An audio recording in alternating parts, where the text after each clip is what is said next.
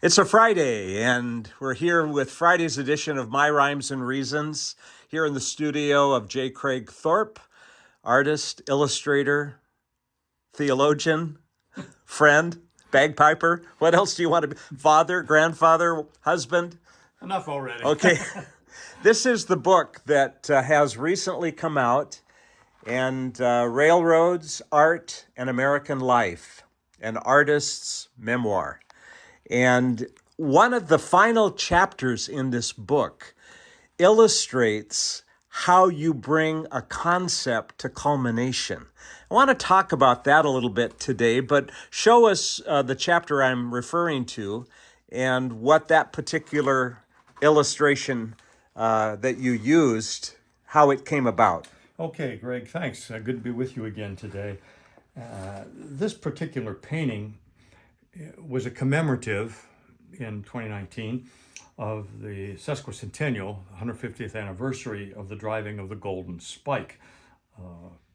The Central Pacific coming from the west, Union Pacific coming from the east. The railways met at Promontory Summit, Utah on May 10, 1869. So what we have here is a piece that was commissioned by a private collector in Cincinnati, Ohio. And there's a story behind it. We see Abraham Lincoln up here, and then in the sepia tone, and two Was others. that his idea? The Transcontinental Railroad was forwarded by him. Right. Of course, he was assassinated, and so he was not living when the rails were actually joined in 1869. This painting, this portion, this vignette, shows Green River, Wyoming, and what we have is these historical vignettes done in a sepia tone, referencing the past or suggesting what was. This is a mid-1930s painting, and it represents the monumentalism of the American West. So then the lower part of the painting reflects the Union Pacific Railroad, which was the prime railway there. So this is the Wasatch Mountains and Great Salt Lake. Here we have Kansas City. Here we have a stack train. Here we have a grain train. So this represents the typical commodities of current operations on the UP and others. And of course, the feature part is this big boy locomotive. These were the largest steam locomotives ever built. There were only 25 made in the United States, and 8 of them are still around. But the 4014 is the only one that is running. It was reconditioned and rebuilt specifically for this event at Ogden.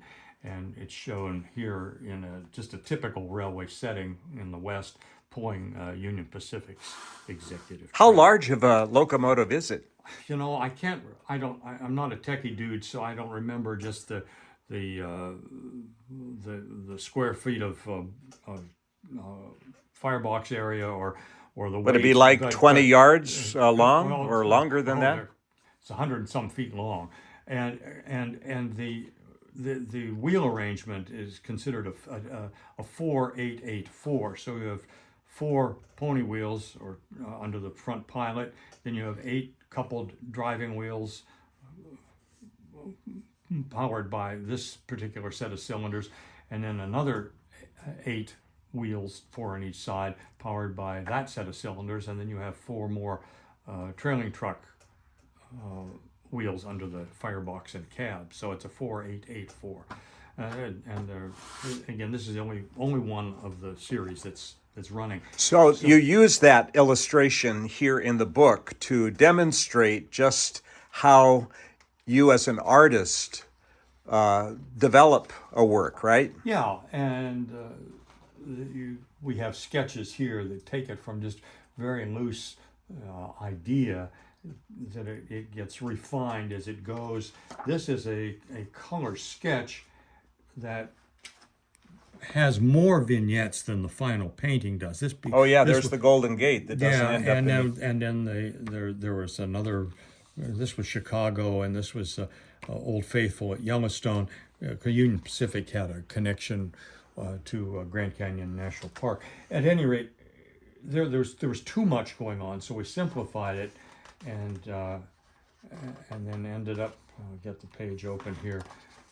through then I moved it through different color, defining the color, just tightening it up, and then we get to the final painting, which again we'll show it to you as it ended up. as Yeah. it ended up.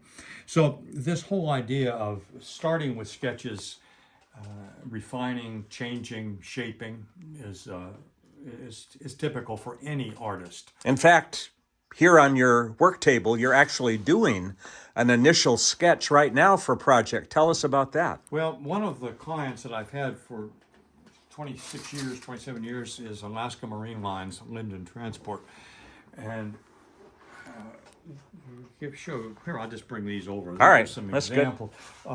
Alaska Marine Lines runs barges of containers from the Seattle area north to Alaska and west to Hawaii. So for the last 20-some years, I've been doing painting, at least a painting a year that reflects this. And these are collectible pieces. So this particular painting shows Bethel, Alaska. I didn't realize that Alaska was flat in a lot of places. So here we have a barge and a tug that has pulled it into this with the cranes for unloading. We have a hovercraft and a C-130 cargo plane. It's all part of the transportation network that Linden and Alaska Marine Lines provide. Where is Linden based? Seattle. Yeah, And- and as Alaska Marine Lines as well. I wouldn't think that it has any connection to the little Dutch community up near the border. That's right. That's where it all started. It did? Linden, Washington. Oh, okay. So here, Kind of like Kirkland and Costco. All the Kirkland products That's right. originated, even though it's in Issaquah now. It started in Kirkland. right. So here we have Diamond Head and Honolulu on Hawaii's Oahu, and one of the seagoing barges that.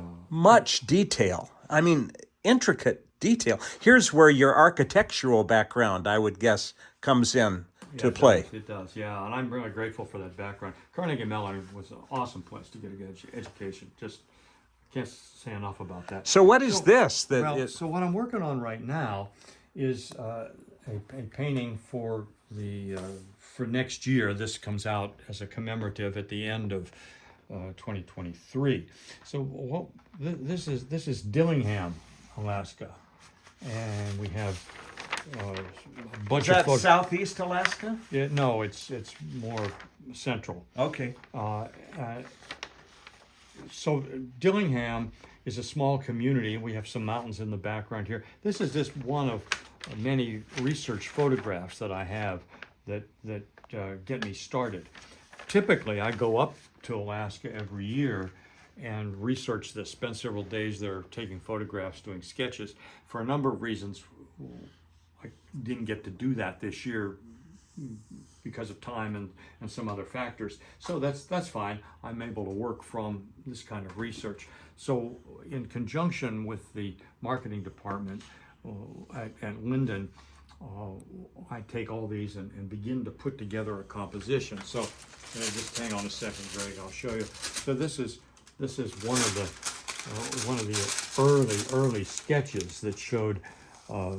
This case, it's Peter Pan Seafood's facility, and then the barge nestled up against the dock. Well, we've gone through several iterations of this, and what we have now, we're featuring the barge. It's in the foreground, and as you can see, I'm starting to lay in here in pencil the tugboat, and then we have all these little fishing boats. And I actually laughed out loud when I saw this research photo. Look at this. It's just all these boats stacked up on top of Containers. of the containers. Yeah, this is known as break bulk, B-U-L-K, break bulk. And typically there are other things like we see here, building materials and all sorts of things that go on top of the containers. Well, here there's a whole load of fishing boats going up to Dillingham, and they put in and then these boats will fish the area around there and return the fish to Peter Pan and OBI and some other processing plants. Is this typical of every art piece that you eventually paint? You Yes. start with a sketch? Absolutely. and there's a developmental kind of thing here. As an artist, I have to listen to the work. If I get in the way, or if I get too insistent on my way, I don't really let the work speak. So I have to sort of listen to it as it goes along, and I don't know how many sketch iterations I'm going to go through, and it may not have to do with technical stuff on the part of the client. It may be just what I sense as the illustrator artist. What's this painting going to say? How am I going to say it? What are not just the tonalities when I get into color, but what's the composition telling me? What's the focus going to be? And so again, not what it's of, but what it's about. There you go. I was listening. Yeah. And just the same, the master artist is at his easel.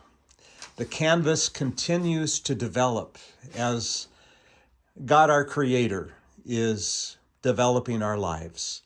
It was years ago that a youth conference had a button that was distributed that said, "Please be patient. God isn't finished with me yet." Yeah. Just in those initials of each one of those words, the first letter of each of those words, please be patient. God isn't finished with me yet, because there's a process involved. And the scripture for today that I would link that is in Romans chapter 5, where we are provided by the Apostle Paul that progression, why God allows suffering, that we might learn perseverance. And from perseverance, that we might learn character. And from character, that we might learn hope. And hope does not disappoint, because God has a final image in mind that he is working towards. Craig, thank you for illustrating that for us today. You bet. How do we obtain copies of this book that you have told us about this week? Well, you can order it from Indiana University Press. You can go online and order it through them. I think it's available through Amazon as well. The list price is $40, and Indiana did a magnificent job with it. They really take the first couple of chapters, which are autobiographical and philosophical, get behind the ideas here, not just my story, but the ideas of my thinking, how that matured. Then the central part of the book, chapters 3, 4, and 5, are painting the past, painting the present, and painting the possible. That is the three realms of my work. When I look across the 30 years, you can kind of combine them into historical, contemporary, and future. And then there's the chapter about the big boy locomotive, and then an epilogue. And the epilogue is entitled More Than Meets the Eye. And that's the point here of this book and of this art. There's more than meets the eye. There's a lot behind it that is enriching and developmental. How can viewers also discover your work? Do you have a website? Yeah, jcraigthorpe@msn.com. It's a broader look at my work, a variety of things, a lot of architectural stuff on there as well. Thanks for this week. It's been a pleasure. Good deal. Thank you. Thank you for joining us for this week's My Rhymes and Reasons. Have a blessed weekend, and let's talk again on Monday.